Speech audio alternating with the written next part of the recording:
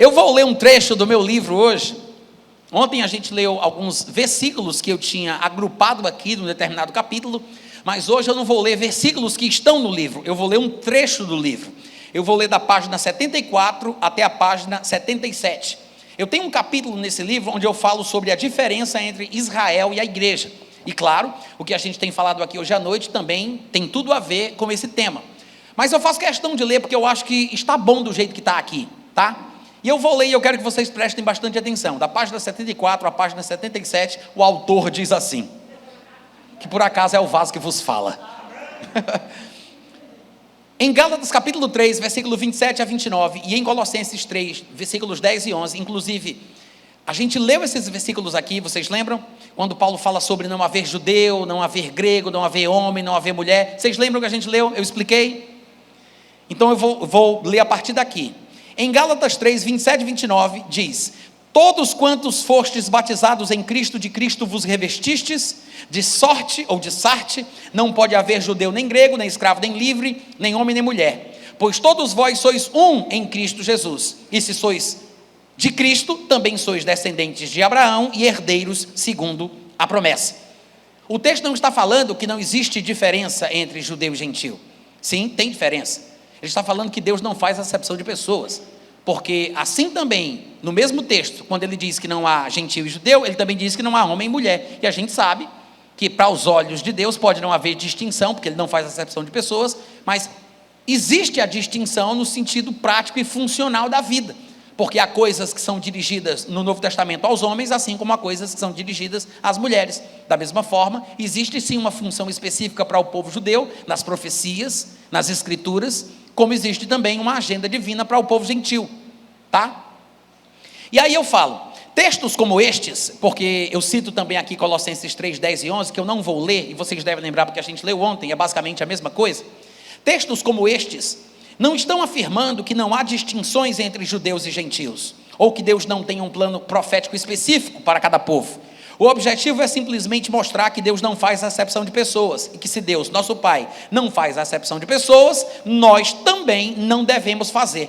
Se os textos acima estivessem ensinando que o povo judeu perdeu sua identidade nacional, sua história e suas promessas, e que não há absolutamente qualquer distinção entre judeus e gentios no que diz respeito aos planos de Deus, então os textos também estariam ensinando que não deve haver diferenças entre os homens e as mulheres, entre os servos e os senhores. No entanto, conhecemos inúmeras passagens no Novo Testamento, onde encontramos instruções específicas para os homens e outras para as mulheres.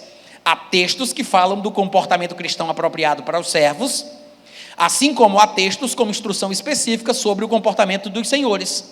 As Escrituras distinguem os grupos e tratam sobre cada grupo de forma específica. Nos textos de Gálatas e Colossenses, que nós vimos acima, Paulo não estava apoiando essa interpretação atual que não consegue distinguir entre a nação de Israel e a igreja, que é o que nós estamos combatendo aqui desde o começo do culto. Deus não faz acepção de pessoas e aceita a todos os que o invocam sem distinção. Isso não significa que Deus aboliu sua agenda profética para com Israel, ou que os judeus perderam sua identidade e significância nas escrituras sagradas. Observe dos versículos abaixo, que em todos eles o texto se refere aos grupos pela sua identificação natural. O judeu é chamado de judeu, o gentio é chamado de gentil. Se o judeu confessa a Cristo como Senhor, ele passa a ser um judeu crente. Se o mesmo acontece com um gentil, ele passa a ser um gentil crente. Nem o gentil deixa de ser gentil, nem o judeu deixa de ser judeu. Em Romanos 10, 12 está escrito assim: pois não há distinção entre judeu e grego, uma vez que o mesmo é o Senhor de todos, rico para com todos os que o invocam. Veja que aqui a palavra usada foi grego e não gentil, porque o mundo falava grego, de maneira que a cultura grega representava o povo do mundo, diferentemente do povo judeu. Então, os judeus e os gregos é a mesma coisa de falar os judeus e os gentios, porque na época o mundo falava grego, e a cultura grega representava os povos do mundo, que são os gentios. Todo mundo entendeu? Em Atos 15, 9, ele diz: e Deus não estabeleceu distinção alguma entre nós, Paulo se inclui, judeus, e eles, gentios. purificando-lhes pela fé o coração. Eu não sei se é Paulo que disse isso, talvez tenha sido Pedro, naquele concílio em Jerusalém, eu não tenho certeza, mas acho que foi Pedro. Ele está mostrando que Deus não fez distinção alguma entre nós, ele se inclui judeus e eles gentios. Em Romanos 3:29 diz: é porventura Deus somente dos judeus? Não é também dos gentios? Sim, também dos gentios. Ele distingue, ele chama judeu de judeu, gentil de gentil. Em Romanos 3:22, Paulo diz: justiça de Deus mediante a fé em Cristo Jesus, para todos e sobre todos os que creem, judeus e gentios, porque não há distinção. O Novo Testamento não extinguiu a nação de Israel, não anulou as promessas que lhe foram feitas, que ainda não foram cumpridas. Ele não substituiu Israel pela igreja nos seus planos proféticos. A igreja do Senhor foi inserida na agenda divina para a realização dos seus planos, mas isto não é a mesma coisa de dizer que Deus rejeitou Israel, ou que não haverá um cumprimento futuro nos planos de Deus para com o povo judeu e através dele. Em Romanos 11, de 1 a 2, Paulo chega a dizer: porventura, pergunto pois, terá pois Deus porventura rejeitado o seu povo? De modo nenhum, porque eu também sou israelita, da descendência de Abraão, da tribo de Benjamim. Deus não rejeitou o seu povo que de antemão conheceu. Duas coisas importantes estão no texto acima. A primeira coisa é que Paulo diz de forma assertiva que Deus não rejeitou o seu povo. Duas vezes Paulo fala sobre Deus não ter rejeitado o seu povo. Porém, mais interessante ainda do que isso, é o fato de Paulo estar se referindo à nação de Israel como o povo de Deus. Entenda que a carta de Paulo aos Romanos fora escrita provavelmente em sua terceira viagem missionária, por volta do ano 57 depois de Cristo. Tempo suficiente já tinha se passado para que as noções teológicas de Paulo em relação a Israel e a igreja já houvessem se firmado. Observe que Paulo conscientemente chamou o povo de Israel de povo de Deus, mesmo depois de a igreja de Cristo já estar estabelecida na nova aliança. Ou seja, quando Paulo escreveu esse texto que lemos, a igreja do Senhor já existia, e mesmo assim, com a igreja do Senhor Jesus já tendo nascido, já existente, no ano 57 depois de Cristo, ainda assim ele chama Israel de povo de Deus, mostrando que Israel é considerado no Novo Testamento, depois da igreja, ainda de povo de Deus. Quantos entenderam? Se Paulo houvesse cometido um erro por ter feito isso, provavelmente ele não teria mantido a mesma abordagem ao longo de todo o capítulo 11 de sua carta aos Romanos. Não foi por acaso que ele chamou Israel de povo de Deus, mesmo depois do surgimento da igreja. Foi de forma pensada e consciente. Se você quer saber, esta é a forma bíblica de se referir à nação de Israel nas Escrituras Sagradas, mesmo nos textos do Novo Testamento. Amém, gente? Inúmeras passagens do Novo Testamento fazem uso deste mesmo tipo de abordagem em relação ao povo judeu. Assim como Paulo em Romanos 11 chamou Israel de povo de Deus, Mateus se refere ao Criador como o Deus de Israel. Em Mateus capítulo 15, versículo 31, está escrito: de modo que o povo se maravilhou ao ver que os mudos falavam, os aleijados recobravam a saúde, os coxos andavam e os cegos viam. Então, aí Mateus escreve, glorificavam ao Deus de Israel. Novo Testamento, Evangelho de Mateus.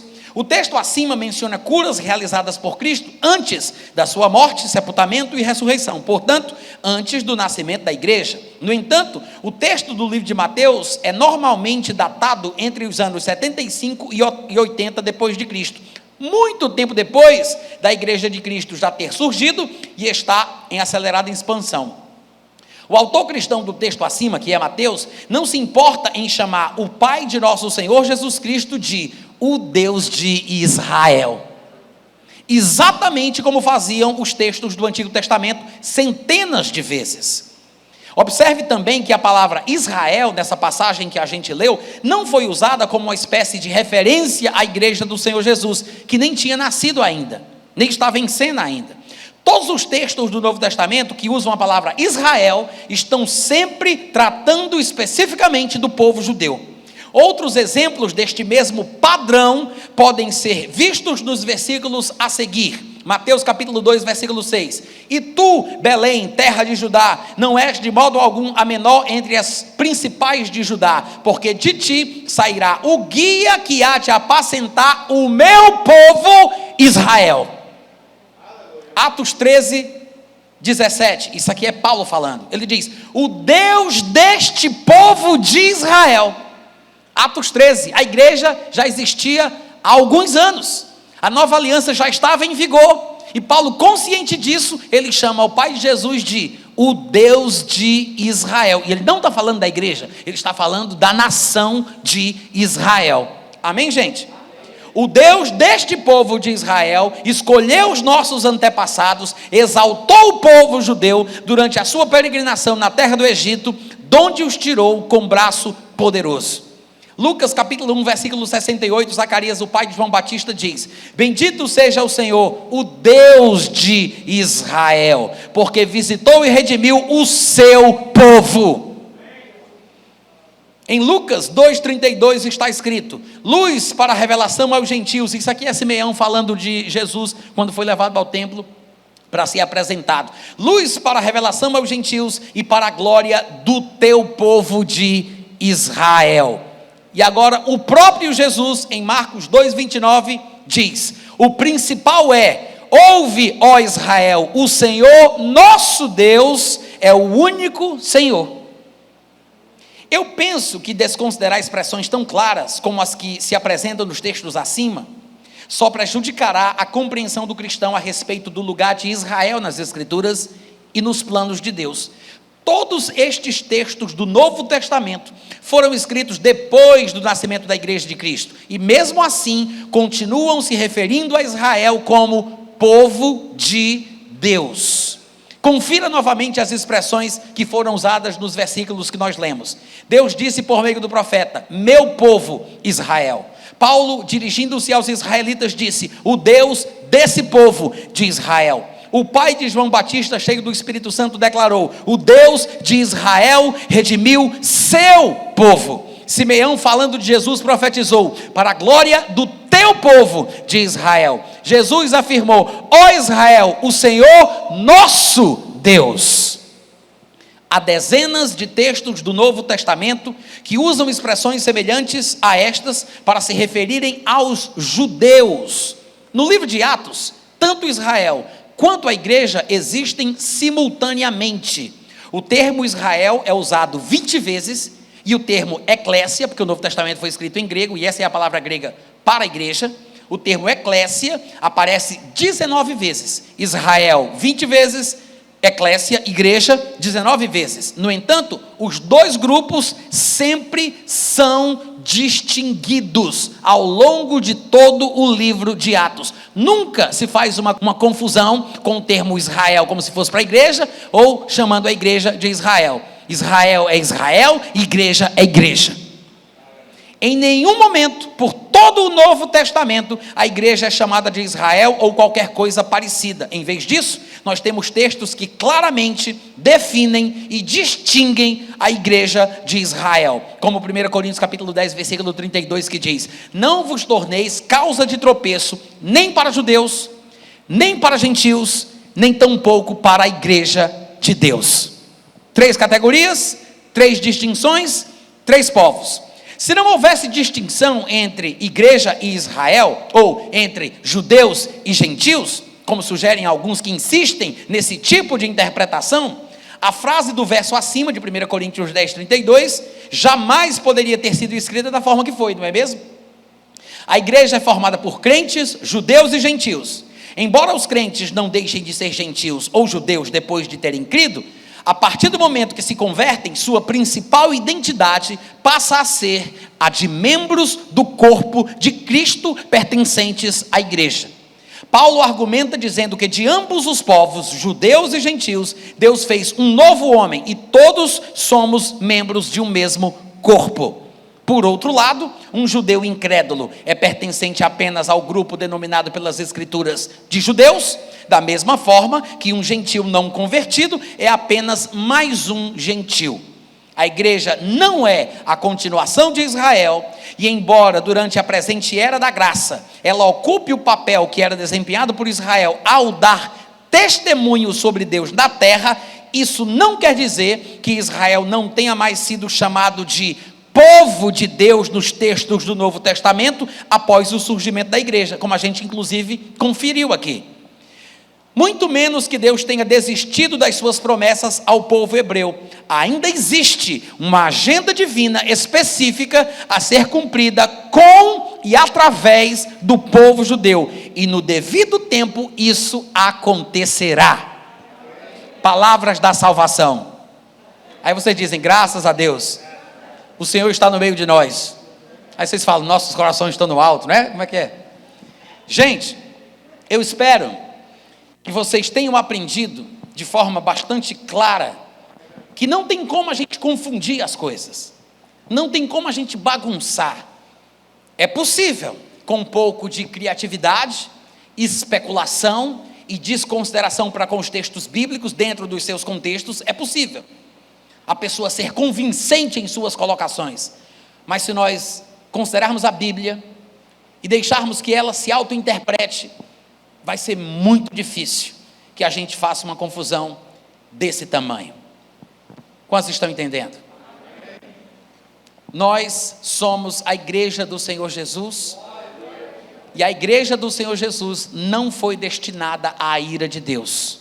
O tempo de angústia para Jacó, o período de aflição e ira contra este povo, é exatamente o período da tribulação, em que este povo santo vai ser humilhado e pisado, até que se quebre o poder do povo santo, e finalmente eles confessem a Jesus, como ele mesmo disse, Baruch Haba B'Shem Adonai, bendito és tu, pois vens em nome do Senhor. Oh glória, amém, obrigado pelo carinho, daqui a pouco a gente volta, amanhã tem mais.